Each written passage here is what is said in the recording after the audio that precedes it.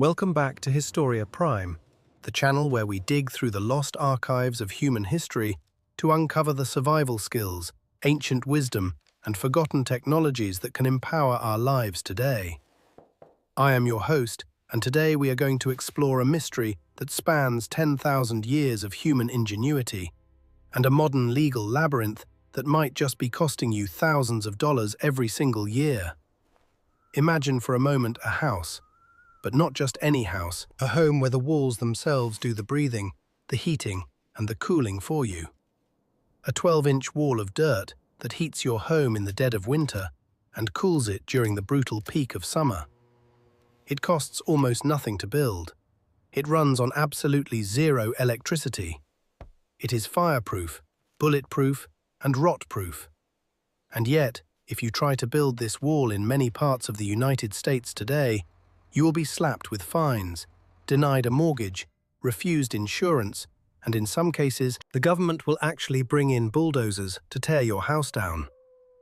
Right now, 30 to 40 million people in northern China are sleeping comfortably in homes built exactly this way, paying 77% less for their energy than their neighbors living in modern, conventionally framed houses. Oak Ridge National Laboratory, one of the most prestigious scientific facilities in the world, tested a wall just like this and found that it performed at nearly double its official energy rating. But here is the kicker. The test that gave this ancient wall its artificially low rating in the first place was designed by Owens Corning, the very same company that sells the pink fiberglass insulation you are currently paying a premium to stuff inside your walls. How did we get here? How did a technology that kept our ancestors alive in the harshest climates on Earth become classified as non-standard and illegal? You are about to find out how free heating and cooling actually works, who made it illegal, and what it would cost you to build a wall that the insulation industry spent the last 50 years trying to bury.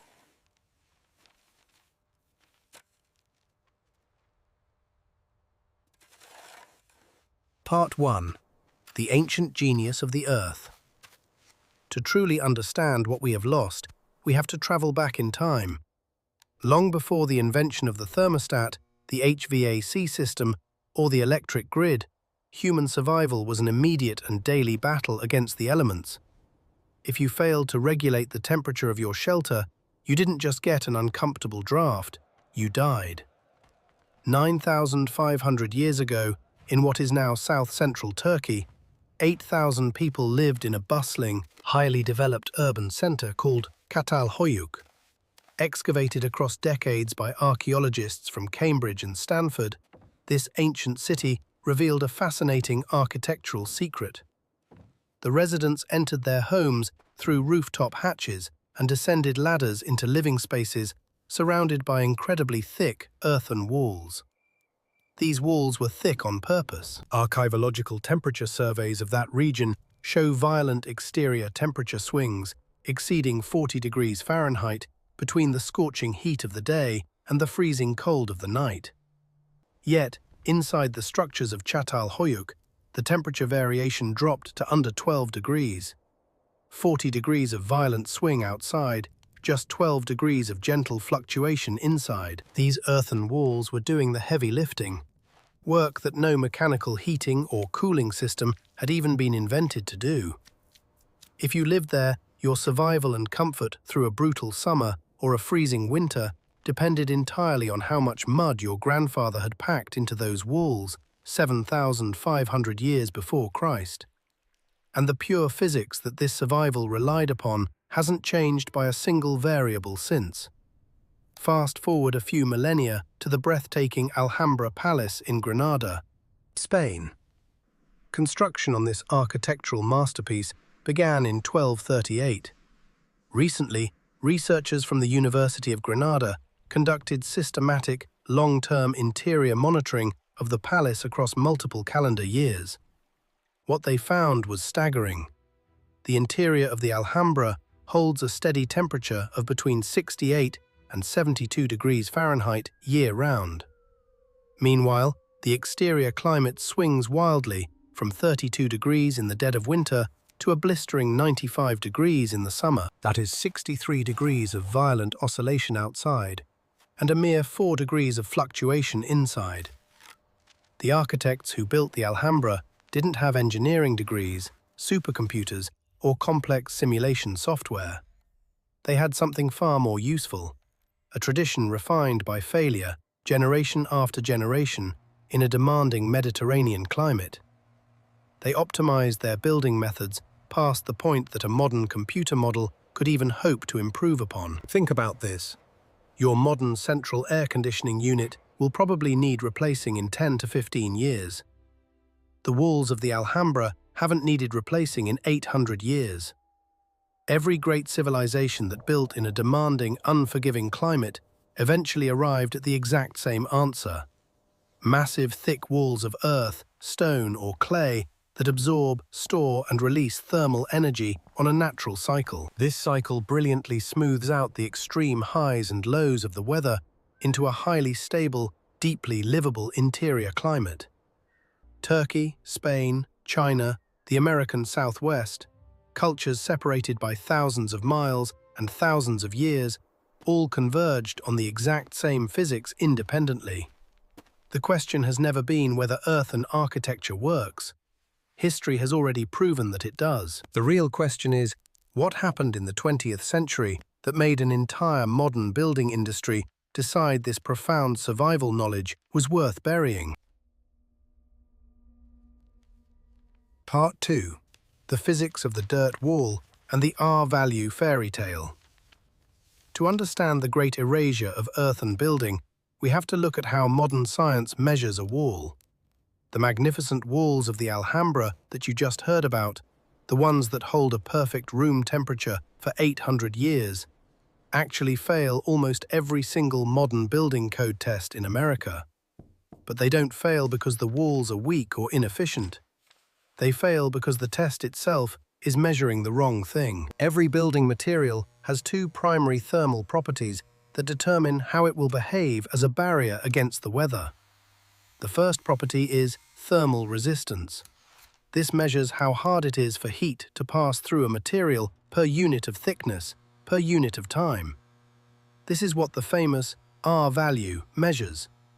When you go to a hardware store and buy a roll of pink insulation, you'll see an R-value printed on it.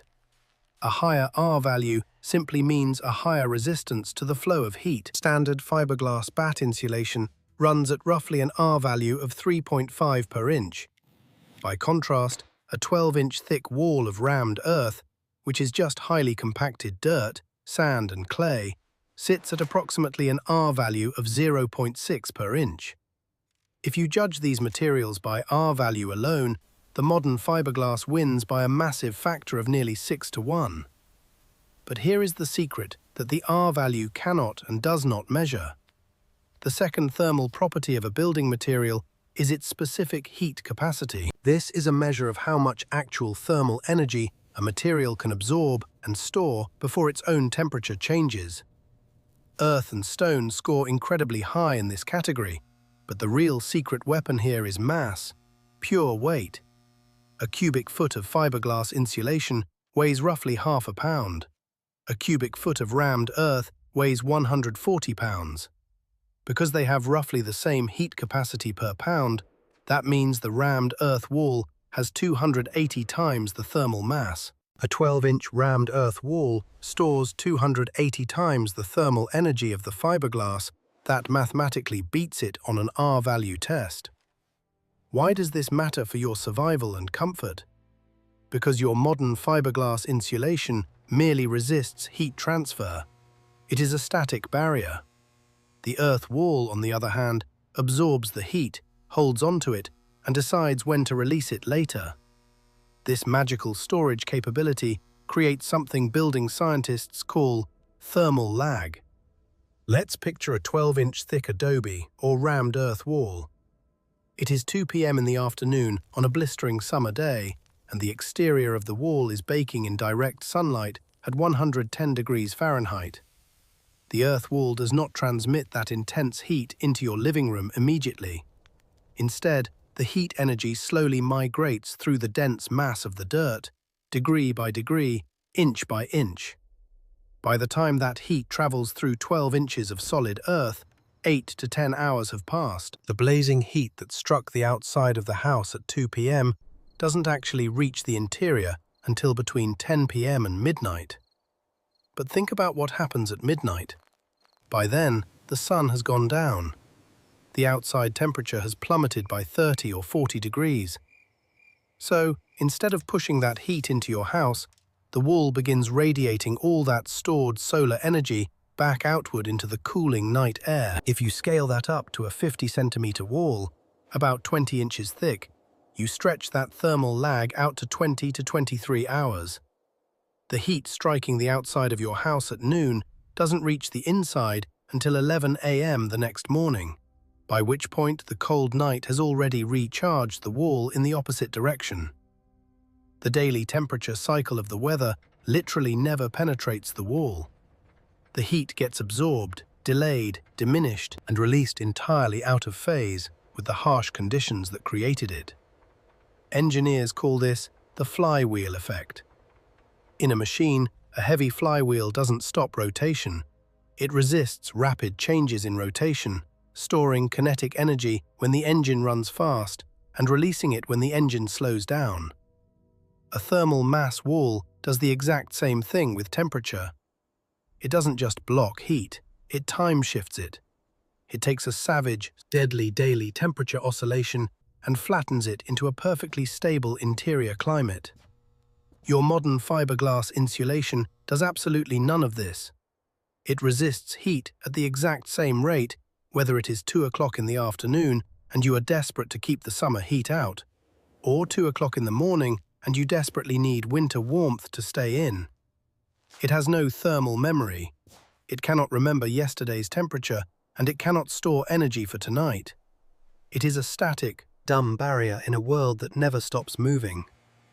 If you are paying $300 to $500 a month to heat and cool a modern wooden house wrapped in plastic and fiberglass, the wall is the reason why.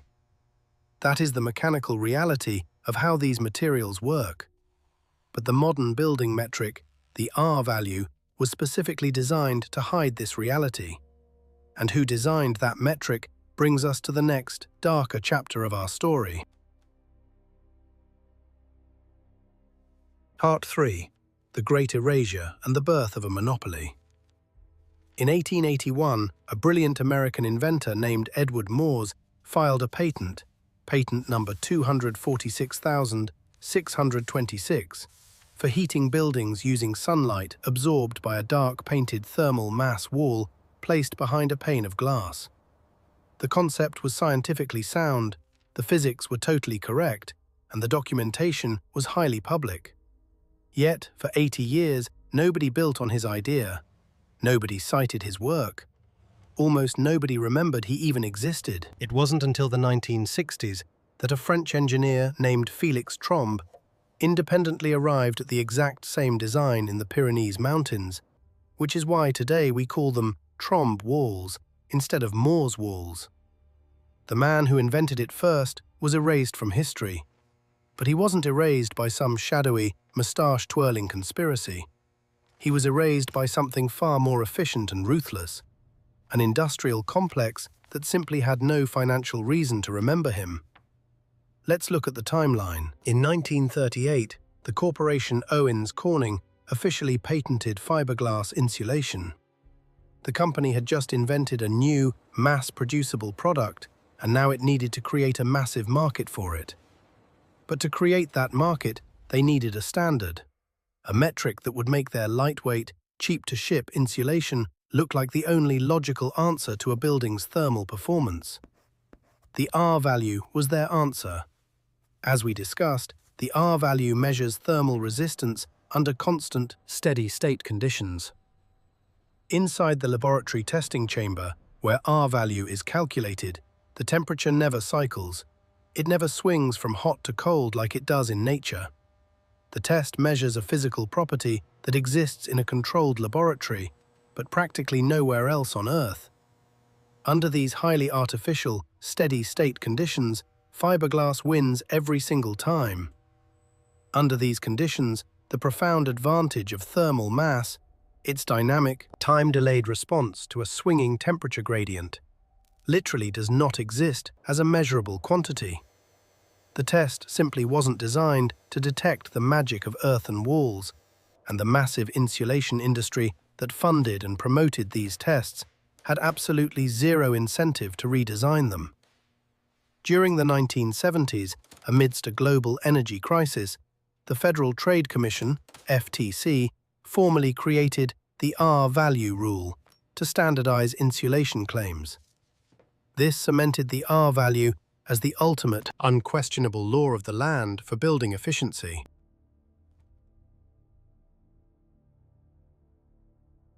Part 4. The Bureaucratic Trap. Why it's illegal. You might be thinking, okay, the metric is biased, but I own my land. I can build what I want, right? Wrong. This is where the web of modern bureaucracy snaps shut around the survivalist and the independent homeowner. Through the 1940s and 50s, the R-value metric was quietly woven into the Federal Housing Administration's, FHA, minimum property standards. After World War II, the FHA was busy insuring millions of mortgages for the massive post-war housing boom. Because the FHA required these specific standards, their rules effectively became the de facto national building code of the United States. If you wanted to build a home using ancient, proven earthen methods that couldn't demonstrate a high R-value on paper, your home failed to meet the standards. If your home failed the standards, it could not receive an FHA-insured mortgage. If your home wasn't eligible for standard financing, the vast majority of buyers couldn't afford to buy it. And if buyers couldn't finance it, builders refused to build it, and you couldn't sell it. The American mortgage system became the ultimate enforcement mechanism for a deeply flawed metric designed by the manufacturers of industrial fiberglass. The suppression didn't stop at the banks. It extended to the very laws of the land. In the name of public safety, the International Residential Code, IRC, and the International Building Code, IBC, dictated strict prescriptive requirements for how a house must be built. A conventional stick-framed house wrapped in toxic chemicals and highly flammable materials passes code easily because the industry wrote the code. A massive, monolithic rammed earth or cob wall, which could withstand earthquakes and last for centuries, was classified as non-standard or alternative. If you want to build legally with earth today, in most jurisdictions, you are forced to file an Alternative Methods and Materials Request, AMMR. This puts the entire burden of proof and tens of thousands of dollars in structural engineering fees squarely on the shoulders of the homeowner. In places like Pershing County, Nevada, or Apache County, Arizona, independent builders have reported facing exorbitant fees, sometimes exceeding $10,000 just for the permits and engineering stamps required to build a simple dirt-filled structure. And what happens if you try to bypass the system? What if you go out to the remote deserts of California or the mountains of Colorado and just build your earthen home quietly on your own private property? The state will find you, and they will crush you. In Lake County, Colorado, a couple built an off-grid cabin deep in the forest, surrounded by miles of isolation. They built it strong, safe, and solid. But they didn't pay for the bureaucratic permits. Someone reported them. The county refused to approve the structure after the fact, and 2 years after completing their dream home, they were legally forced to tear it down to the ground. In the Antelope Valley of the California desert, armed nuisance abatement teams have raided off-grid properties, citing people for building code violations on simple earth and alternative structures. They extract massive fines, place liens on the properties, and forcibly evict people from land they own free and clear.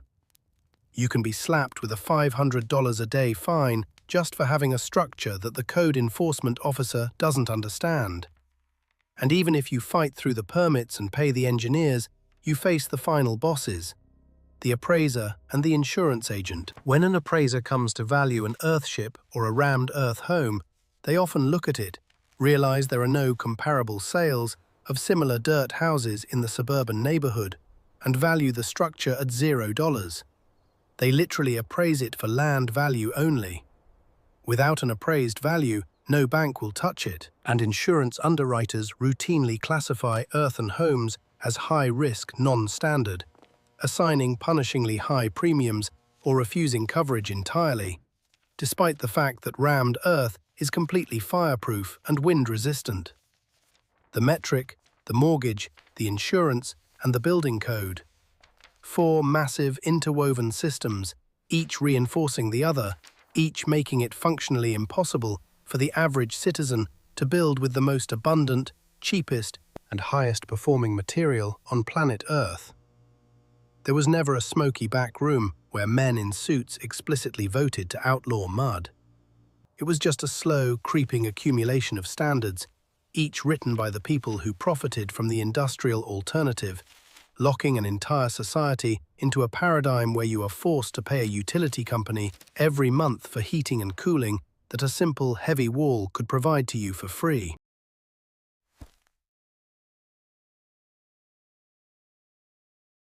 Part 5. The modern resistance and the pockets of freedom. But human beings are survivors, and when a system becomes this oppressive, a resistance inevitably forms. Across the world, and hiding in the forgotten corners of the United States, a restorative architectural movement is fighting back, aligning ancient wisdom with modern engineering to reclaim our independence. Pioneers like David Easton, who founded Rammed Earthworks in California in 1978, have spent decades proving the viability of these structures. If you walk into one of his rammed earth homes in the Napa Valley on a freezing 41-degree February morning, you don't hear a furnace running. You don't feel hot, dry air blowing through dusty ducts. Instead, you feel a deep, ancient warmth radiating from the very surfaces of the house. The 18-inch thick walls, compressed at 2,000 psi into beautiful geological strata of ochre and iron red, are literally releasing the stored solar energy from the day before.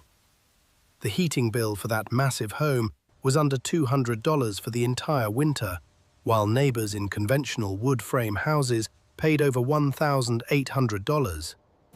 It is a house built from the very ground it sits on, and slowly the legal walls are beginning to crack. Independent builders have scouted out pockets of freedom, remote counties where building codes are either non-existent or radically relaxed.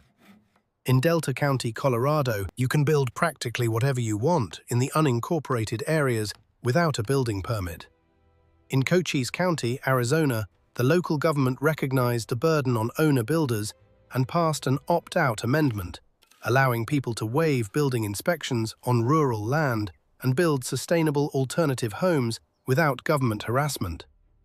And in a massive historic victory for the natural building movement, decades of grueling research and lobbying finally paid off in 2021. The International Residential Code, IRC, officially adopted Appendix U, establishing a legal, recognized building code for cob construction, a monolithic earthen wall technique, by a staggering vote of 93-6. Before this vote, building a permitted cob house was functionally impossible in 49 states. Now there is a legal pathway. Part 6. The ultimate survival lesson for today. Why does all of this matter to you right now? Because we are living in an era of intersecting crises. The cost of housing has skyrocketed, completely out of reach for the average person. The electric grid is aging, fragile, and vulnerable to failure, leaving millions at the mercy of winter freezes and summer heat waves. Wildfires are devastating entire communities, turning stick-framed suburban neighborhoods into ashes in a matter of hours. Earthen construction solves all of this. Are you worried about fire? Researchers at UC Davis tested compressed stabilized earth blocks, CSEBS, by blasting them with a roaring 1,800-degree Fahrenheit flame for 7 straight hours. The earthen blocks didn't burn. They didn't melt. They didn't release toxic gases. They just sat there, structurally sound, laughing at the heat. Meanwhile, a conventional wood-framed wall would be reduced to cinders in minutes. Are you worried about the environment and your wallet? The International Energy Agency reviewed over 400 studies and concluded that high-mass earthen buildings use 50 to 70% less energy than their lightweight, insulation-only equivalents. If you spend $3,000 a year to heat and cool your house, a dirt wall puts $2,000 of that cash right back into your pocket. On top of that, earthen materials have 90% lower embodied carbon than concrete or steel, generate almost zero waste, and are 100% recyclable. If an earthen house is ever abandoned, it simply melts back into the landscape, leaving no trace. By remembering the lessons of Catal Hoyuk and the Alhambra, we can free ourselves from a system designed to extract our wealth. We don't have to be hostages to the utility companies, the lumber yards, or the rigid building codes that criminalize self-reliance. We have the technology, the historical proof, and the dirt right beneath our boots to build homes that are sustainable, resilient, and virtually free to operate. The institutional suppression of earthen architecture is nothing more than an artificial barrier, a relic of an industrial era that prioritized standardized manufacturing over living in harmony with nature. The wall that heats and cools for free was never disproven by science. It was just misfiled by bureaucracy. So, I leave you with this question to ponder. If a man builds a shelter with his own 2 hands from the earth on his own land, a shelter that does no harm to the environment, relies on no fragile grid, and provides perfect safety for his family, is it the man who is wrong for breaking the code, or is the code wrong for breaking the man? Thank you for joining me on this deep dive into the lost archives of our built world. If you found this journey eye-opening, hit that like button, subscribe to Historia Prime, and share this video with someone who values true freedom and resilience. Let us know in the comments below, would you live in a rammed earth home? Until next time, keep questioning the narrative, keep learning from the past, and remember, the greatest technologies for our future have already been invented. Stay curious, stay resilient, and I will see you in the next video.